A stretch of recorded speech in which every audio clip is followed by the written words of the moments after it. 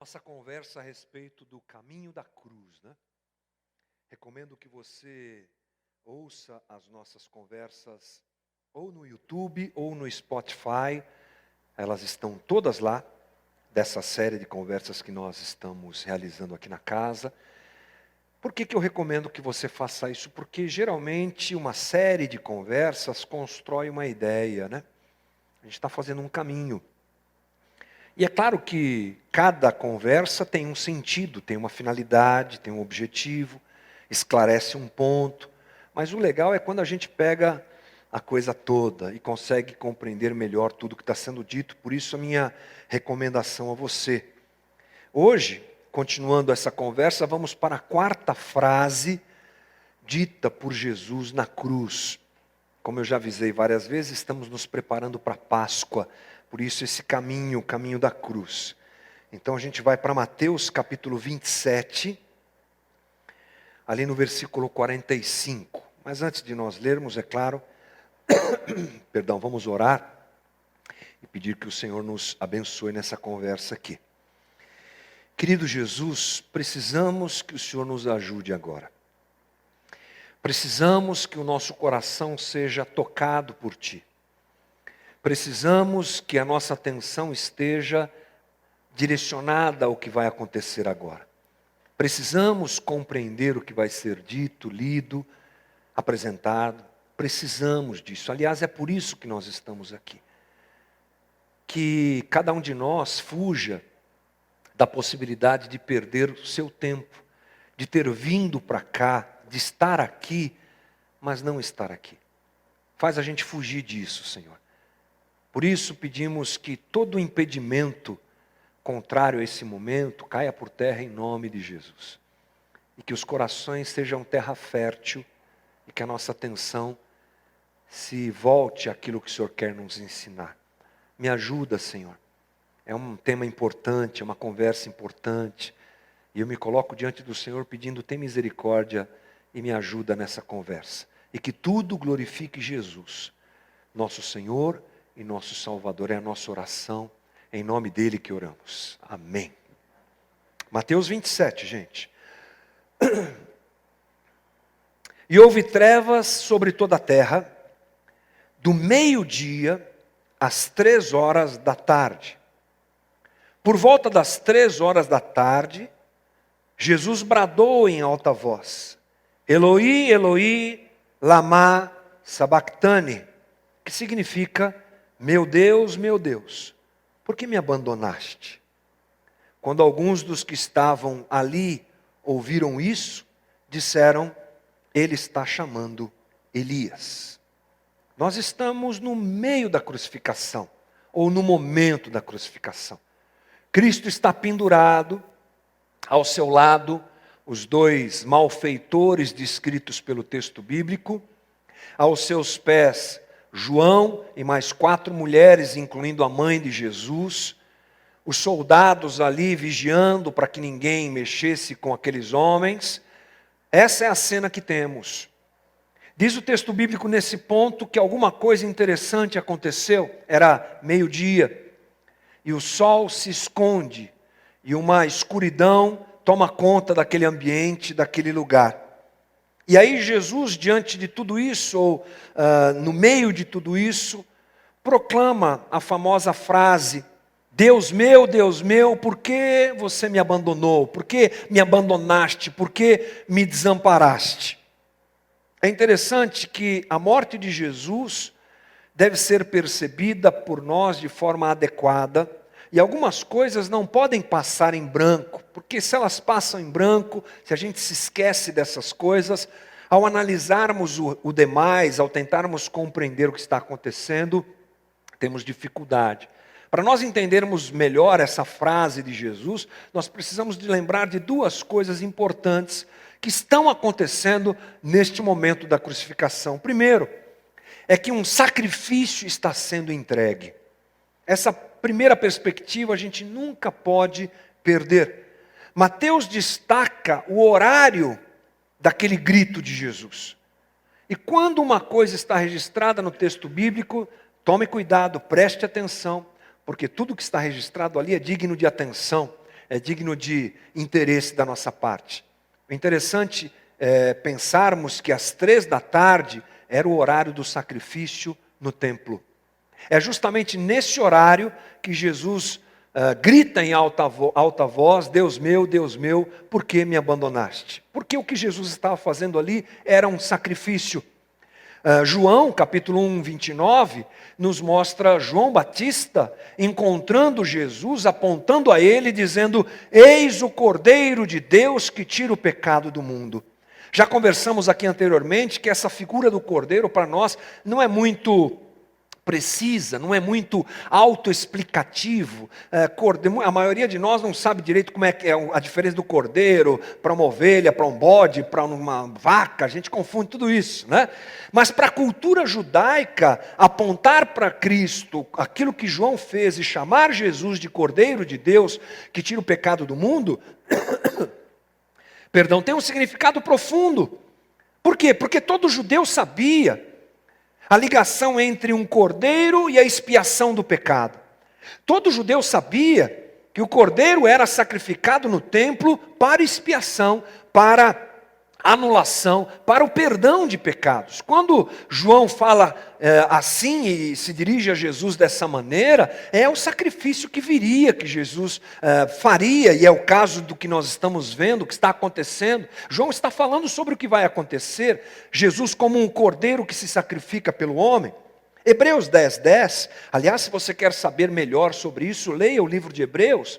O livro de Hebreus nos esclarece essa figura do Cristo como cordeiro, como sacrifício máximo, único e completo pela humanidade.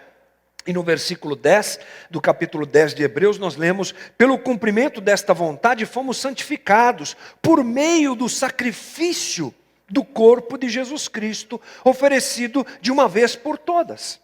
Portanto, a figura do Cristo na cruz deve sempre nos lembrar sacrifício, sempre nos lembrar entrega. E mais importante talvez seja nos lembrar que é um sacrifício voluntário.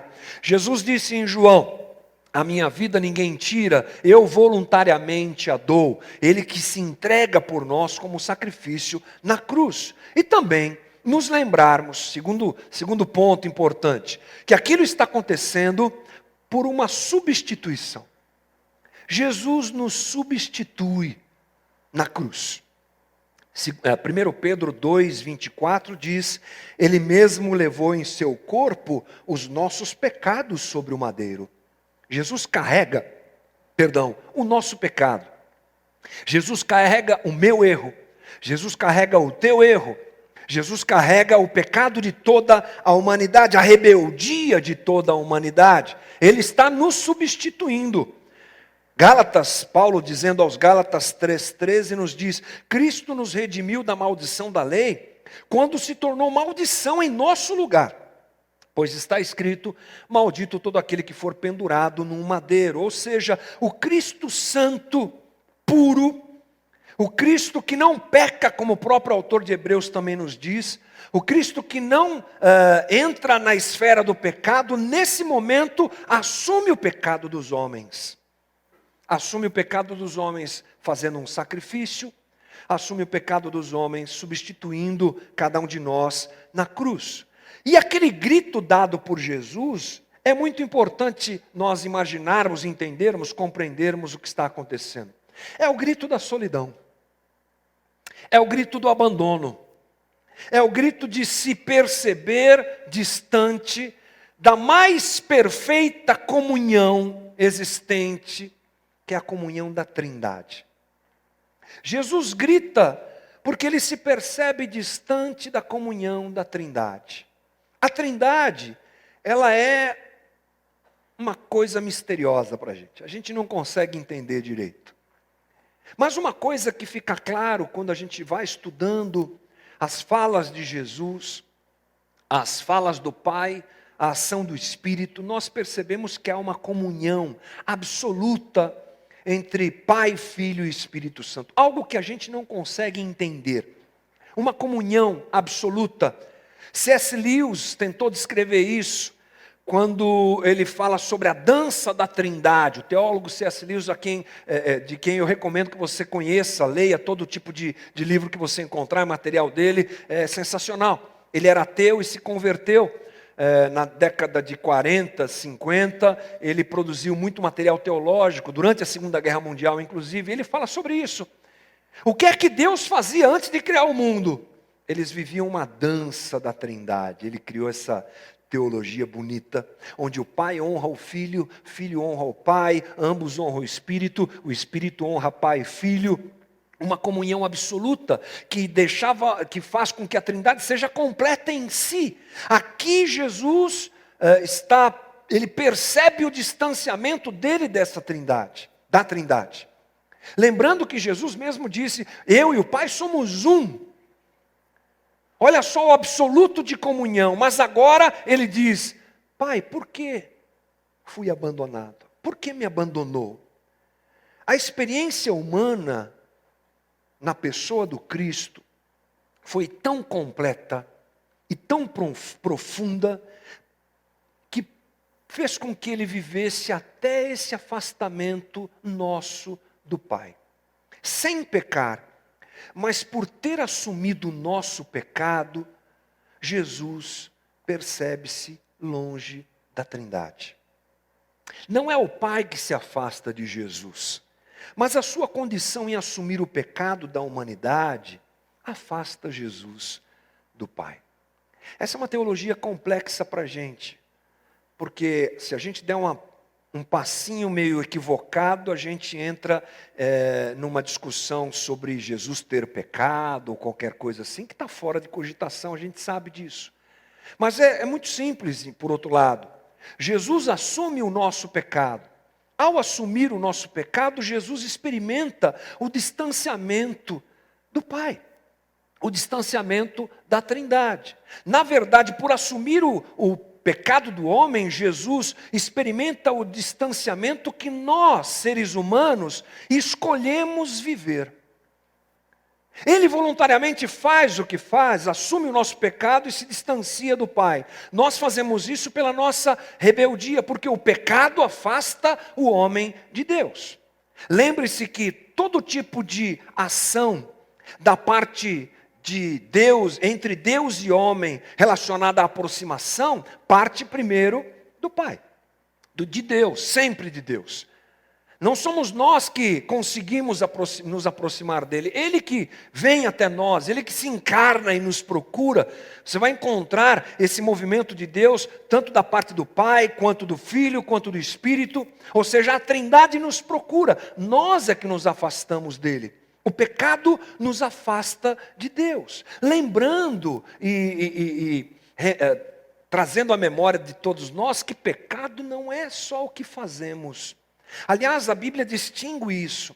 Pecado é uma coisa ligada a um desejo de autoexistência. Pecado é quando a gente resolve dizer: eu não preciso de Deus. Pecado é o desejo do homem de andar pela sua própria força, pela sua própria capacidade. É assim que a gente, lendo o texto bíblico, enxerga a progressão da degradação do gênero humano lá em Gênesis 3. A partir do pecado a gente vai se afundando. A partir do pecado a gente vai ficando cada vez pior, menos parecido com Deus e com o seu projeto inicial dado a nós. Chega ao ponto a gente tem Caim matando Abel, a gente tem uma série de coisas erradas ali acontecendo, até Gênesis 11, quando nós inclusive construímos uma torre, para que o nosso nome se perpetue sobre a terra e a gente fique juntinho ali, é o caso da Torre de Babel. Porque não queremos Deus, não precisamos de Deus. Queremos fugir de qualquer tipo de relação com Deus. Então, para nós é importante pensarmos que pecado não é uma questão moral. Pecado não é um ato somente, mas é o que gera o ato. Por isso a distinção entre pecado como um desejo de autoexistência e pecados, o que nós fazemos porque escolhemos esse caminho. Mentimos por isso, traímos por isso, desobedecemos por isso, somos gananciosos por isso. Tudo emana desse pecado Por isso a Bíblia distingue pecado e pecados. O pecado nos afasta de Deus. E queremos viver por conta própria. E queremos caminhar sozinhos. Nos afastamos de Deus. Foi isso que Cristo experimentou na cruz, por ter abraçado o nosso próprio pecado. O problema do nosso desejo de autoexistência, gente, é que ele é impossível. Ele não fecha. Ele não se completa. Paulo diz lá em Atos 17, 28, pois nele vivemos, nos movemos e existimos. Nele é que nós vivemos. Nele é que nós existimos, nele é que nós nos movemos, ou seja, o homem sem Deus cai literalmente num vazio, porque sem ele eu não vivo, sem ele eu não existo, sem ele eu não me movo, sem ele o que existe é nada.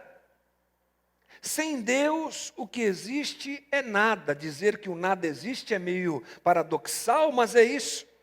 O que sobra para nós longe de Deus é o nada. Fora de Deus nós estamos totalmente desamparados.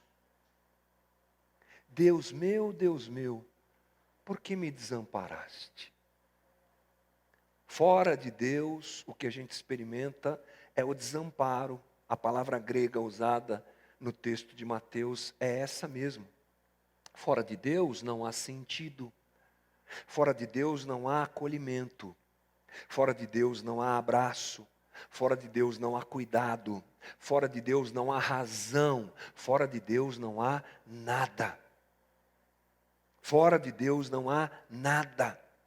O homem fora de Deus, longe de Deus, afastado de Deus, andando pela sua própria existência, andando pela sua própria vontade, andando pela sua própria força, tomando as decisões pela sua própria consciência, falha, ele experimenta uma queda.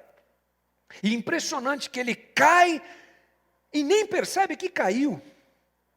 Acha que está tudo certo, nem capacidade de perceber que está no nada, o homem tem quando ele está longe de Deus.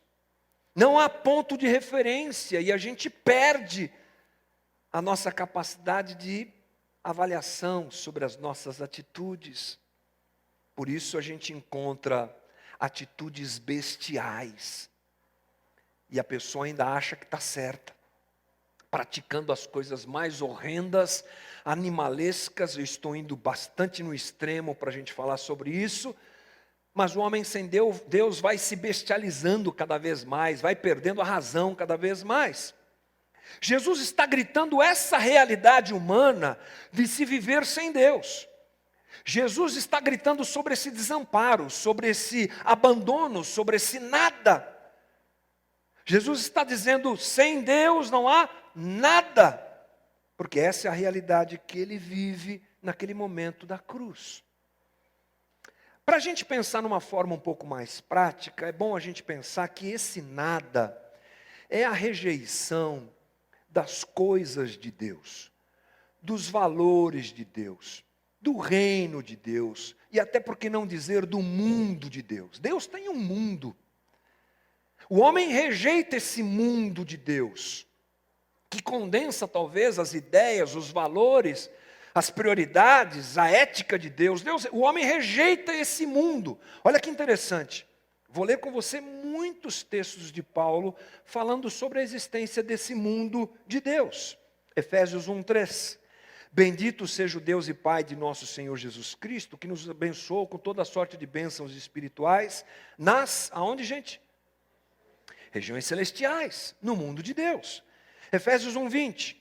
Esse poder ele exerceu em Cristo, ressuscitando dos mortos e fazendo assentar-se à sua direita, aonde, gente?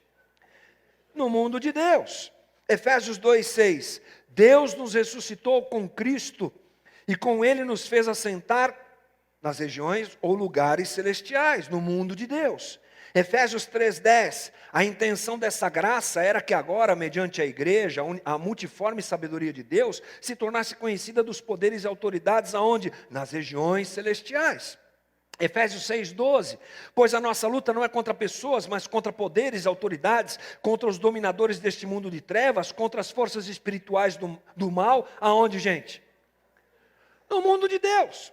Tem um mundo de Deus chamado no texto bíblico de regiões celestiais. É onde tudo acontece segundo o que Deus quer. No mundo de Deus, a sua vontade é plena e completa. Salmo 115, 3. O nosso Deus está nos céus e pode fazer tudo o que lhe agrada. É o mundo de Deus, coordenado por Deus, onde tudo acontece conforme Deus quer. No mundo dos homens, essa vontade não se manifesta plenamente, ela precisa ser perseguida e desejada. Lembra o que é que Jesus disse lá em Mateus 6,10, na oração do Pai Nosso, que você conhece tão bem? Como é que ele orou? Venha o teu reino, seja feita a tua vontade. Assim, no mundo dos homens, como no mundo de Deus. Jesus está dizendo isso, porque no mundo dos homens a vontade de Deus, ela não acontece plenamente. Uma coisa boa para a gente introduzir nesse ponto agora, é que a gente tem que tomar cuidado com essa separação. Isso é muito perigoso, a gente chama isso de dicotomia. O mundo espiritual, onde tudo é perfeito. Agora essa terra aqui, onde tudo é errado e acabado. Cuidado.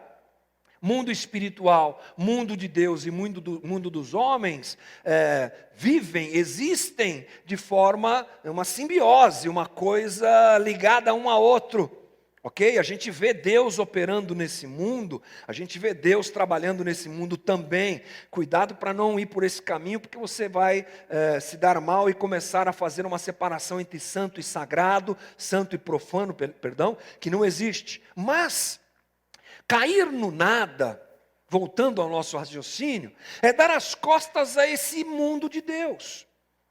É viver aqui, absolutamente aqui. É abraçar essa realidade que eu pego, que eu sinto, que eu cheiro, que eu provo, como realidade máxima, como realidade principal, como realidade única de existência. É pensar que a vida é só isso aqui. Se a vida é só isso aqui, eu dirijo a minha vida. Eu vou para onde eu posso, eu vou para onde eu quero sentir, eu quero ter. Eu quero experimentar, eu quero o máximo dessa vida, porque eu não enxergo a outra, ou desprezo a outra, ou a outra esfera, a outra dimensão, o mundo de Deus, digamos assim. É o isolamento no material, distante do espiritual. E quando a gente toma esse caminho, o resultado é nada. Temos, mas não temos, porque isso aqui passa. Carro novo fica velho. Corpo novo fica velho. Temos, mas não temos. É uma fragilidade impressionante desse mundo. Achamos que somos, mas não somos nada. Temos tudo, mas não temos nada. Aquele que despreza o mundo de Deus e os seus valores e dá as costas para Deus, está literalmente desamparado e se afunda no nada. O filósofo Søren Kierkegaard é um filósofo dinamarquês, ele fala muito sobre existencialismo. Ele diz assim: a angústia é a vertigem da liberdade. A angústia é a vertigem da liberdade. Vertigem que surge quando o espírito fixa os olhos no abismo da sua própria possibilidade e lança a mão da finitude para sustentar-se. Ele está dizendo o seguinte: a liberdade que nós tanto queremos, que nós achamos que vai ser tão boa para a gente, e a gente despreza a Deus e vive segundo o nosso próprio coração, ela vai nos levar a uma vertigem, a uma angústia. E essa angústia é fruto de nós pegarmos a nossa existência, finita, melhor dizendo, tão frágil, tão passageira, tão inconstante, onde a gente não tem nada, achando que tem tudo, e basear a nossa vida nisso. Quando a gente faz esse movimento, o que a gente tem é angústia, o que a gente tem é desamparo. O resultado sempre será angústia e nada. É o grito do Cristo na cruz. Sem Deus não somos nada. Sem Deus não nos movemos, não existimos, não nada. Sem Deus, nada. É impressionante que tem gente que, por mais que a gente fale isso, acha que não percebe esse nada. Eu acho que quem não percebe esse nada, deve estar muito ocupado com as coisas do nada, né? Por isso que não percebe o nada. Está com o seu coração completamente voltado para as coisas do nada. Se acomodou na fragilidade do sistema, nas bobagens, se acomodou nas coisas que são daqui, não se relaciona com a eternidade, não percebe o além, não percebe o mundo de Deus, as coisas que acabam, que se deterioram na frente da gente não fazem falta, e o problema é que esse nada, ele tem um poder sobre a gente. Talvez por isso pessoas não consigam perceber que estão no nada, porque o nada tem um poder, ele nos atrai. A beleza do nada nos engana. Os atrativos desta existência tosca são profundos e entram no nosso coração e fazem morada em nós, nos afastando completamente de Deus. Sabe, eu fiquei pensando em dar um exemplo aqui, mas é alguma coisa como um problema com o alcoolismo. É só um exemplo, tá? Fiquei pensando, é uma coisa assim parecida com isso. É algo que dá prazer, mas mata. É algo que eu sinto falta, desejo ter, mas mata. Quem está ocupado demais com o nada, quem está ocupado demais com esse mundo finito, não percebe que está em queda, não percebe que está no nada, não percebe, está se afundando cada vez mais e não percebe isso. Por isso, a gente precisa se lembrar que isso aqui é nada. E, gente, essa conta aqui não fecha. É simples assim. Quanto mais poder se tem, mais poder se quer. A conta nunca fecha. Quanto mais dinheiro se tem, mais dinheiro se quer, a conta nunca fecha. Nós nunca estamos satisfeitos com o que o nada nos possibilita ter, porque essa conta não fecha. O grito de Jesus, portanto, deve ser o meu grito. Ao perceber que esse nada está tomando conta da minha vida, eu tenho que gritar e me aproximar de Deus, porque no caminho da cruz eu preciso realmente perceber que o único que resolve todas as questões da minha existência humana é Deus, porque fora de Deus o que eu vou encontrar é o nada. O incrível é a gente fazer um flerte com isso, e agora me refiro a nós cristãos. Flertarmos com isso, abraçarmos isso e usarmos o próprio Evangelho como instrumento para alcançar, sabe o quê? O nada. Cristãos que estão se apaixonando pelo nada, colocando os valores desse mundo dentro da igreja, enfiando no Evangelho, fazendo uma bagunça incrível, porque o que querem é o nada. Não querem o reino, não entenderam o valor do reino, não entenderam o valor de Deus e confundem tudo e fazem um mise-en-scène triste. E enganam, essa motivação engana o coração da gente, porque a gente acha que está procurando Deus, mas a gente está procurando nada. Talvez essa seja a pior das situações, né? A gente está na igreja, levanta a mão, canta, adora a Deus, acha que adora a Deus, sei lá, lê a Bíblia, mas está procurando nada. Meu Deus, como isso é perigoso. Sem Deus só resta o nada. E a gente não pode usar a fé para nos levar ao nada. Essa é a maior violência, talvez, que a gente possa fazer no meio dessa história toda. Eu lembro Romanos 12, 2. Não se amoldem ao padrão deste mundo. Não se amoldem ao padrão deste mundo. Não se amoldem ao padrão deste mundo, porque esse mundo é nada. Mas transformem-se pela renovação da mente, para que sejam capazes de experimentar e comprovar o quê? A boa, perfeita e agradável vontade de Deus. Há um contraponto claro aqui de mundo, que é nada, e vontade de Deus, que é o que a gente deve perseguir. Nesse texto de Paulo e tantos outros. Ou seja, assim eu consigo compreender que em Deus existe o tudo que eu procuro está em Deus, o tudo que eu desejo está em Deus. A vida que eu desejo está em Deus, a realização que eu desejo está em Deus, a beleza que eu desejo está em Deus. A realidade que nós procuramos não está fora de Deus, está em Deus, nele está tudo. Ainda que isso não seja como a gente enxerga nesse mundo que é, ou como nos vendem nesse mundo que é.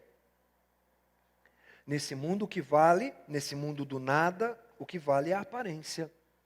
O que vale é uma bela foto no Instagram, o que vale é uma divulgação de um vídeo bem legal, o que vale é um nada, não é?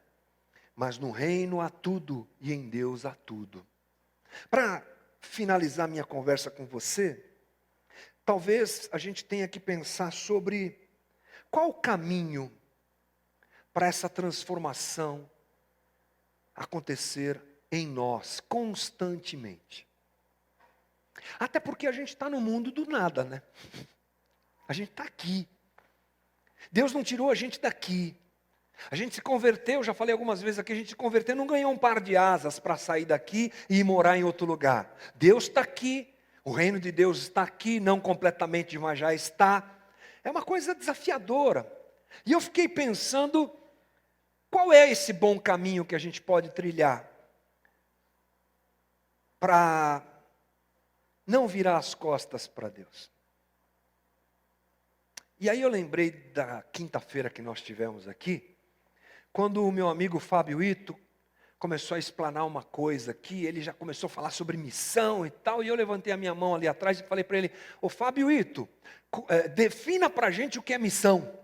Você começa a falar sobre missão, mas não define o que é missão, fica meio difícil para a gente compreender. E ele fez uma definição que eu já tinha ouvido antes, e realmente refrescou a minha memória, e é talvez a resposta que a gente tenha para esse caminho de fugir do nada e se sentir abraçado e acolhido em Deus.